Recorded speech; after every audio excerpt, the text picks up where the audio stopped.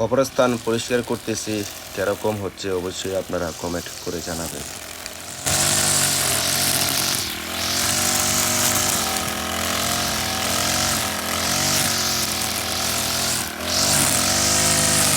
আসসালামু আলাইকুম। এতটুকু পরিষ্কার হয়েছে আর এদিক দিয়ে বাকি আছে, আর এদিক দিয়ে পরিবেশটা আপনাদেরকে দেখাচ্ছি।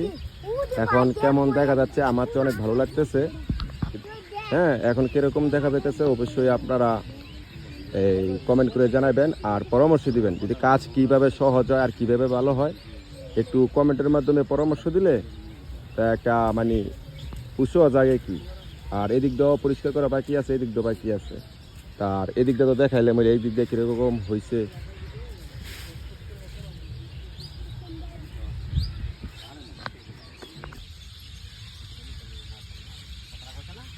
আসসালামু আলাইকুম দাদা।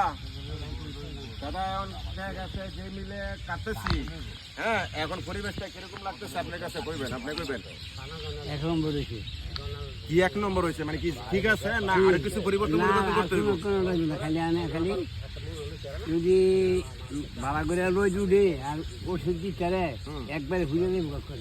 মানে দুর্বা ফুল ধরতো না দাদা, দুর্বা ফুল তো দেখা গেছে কবর করলে বাড়ি শক্তি থাকতো না, দুর্বা থাকতে হইব মানে আগাছা থাম যেত না, যেরকম ফ্রেশ আছে। হ্যাঁ, যদি মনে করেন কি আমরা এই প্রতি সপ্তাহে একবার করে কাটা হয়, কিন্তু কাটতে যাইতে যাইতে আবার এখান থেকে কিন্তু আবার কারণ লাগবো।